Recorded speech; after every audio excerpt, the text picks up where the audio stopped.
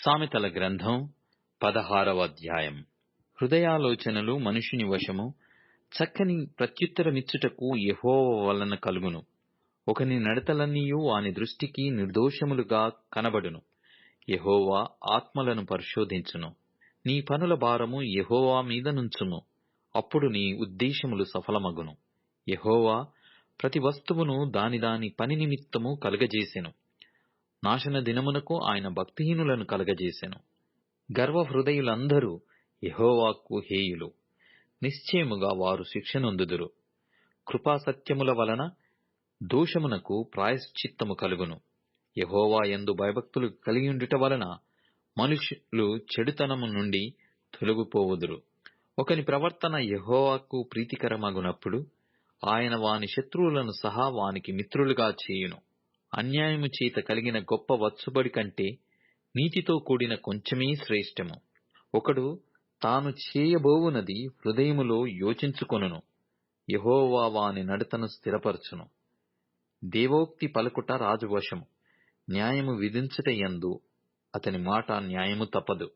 న్యాయమైన త్రాసును తూనికరాళ్ళును యెహోవా యొక్క ఏర్పాటులు. సంచిలోని గుండ్లన్నీయు ఆయన నియమించెను. రాజులు దుష్క్రియలు చేయుట హేయమైనది.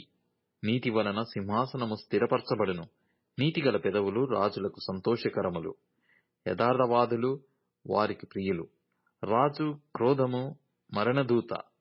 జ్ఞాని అయిన వాడు ఆ క్రోధమును శాంతిపరచును. రాజుల ముఖ ప్రకాశము వలన జీవము కలుగును.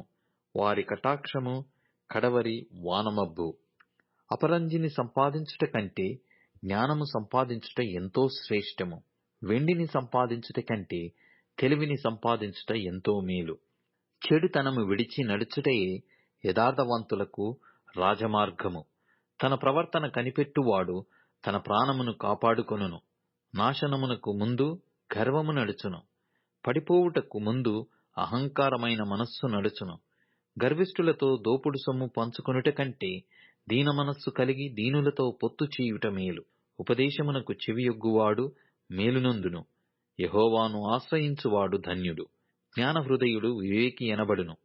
రుచిగల మాటలు పలుకుటకు వలన విద్య ఎక్కువగును. తెలివిగల వానికి వాని తెలివి జీవపు ఊట. మూఢులకు వారి మూఢత్వమే శిక్ష. జ్ఞానుని హృదయము వాని నోటికి తెలివి కలిగించును.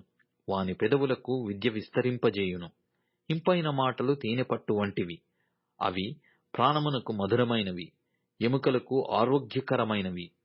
ఒకని మార్గము వాని దృష్టికి యథార్థమైనదిగా కనబడును.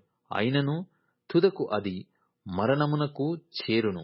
కష్టము చేయువాని ఆకలి వాని కొరకు వాని చేత కష్టము చేయించును. వాని కడుపు వానిని తొందరపెట్టును. పనికి మాలినవాడు కీడును త్రవ్వి పైకెత్తును. వాని పెదవుల మీద అగ్ని మండుచున్నట్టున్నది. మూర్ఖుడు కలహము పుట్టించును. కొండెగాడు మిత్రభేదము చేయును. బలత్కారి తన పొరుగు వానిని లాలన చేయును, కాని మార్గములో వాని నడిపించును. కృత్రిమములు కల్పింపవలెనని కన్నులు మూసుకుని తన పెదవులు బిగపట్టువాడే కీడు పుట్టించువాడు. నెరసిన వెంట్రుకలు సొగసైన కిరీటము. అవి నీతి ప్రవర్తన గలవానికి కలిగియుండును. పరాక్రమశాలి కంటే దీర్ఘశాంతము గలవాడు శ్రేష్ఠుడు. పట్టణము పట్టుకొనువాని కంటే తన మనస్సును స్వాధీనపరచుకొనువాడు శ్రేష్ఠుడు. చీట్లు ఒడిలో వేయబడును. వాటి వలన తీర్పు యెహోవా వశము.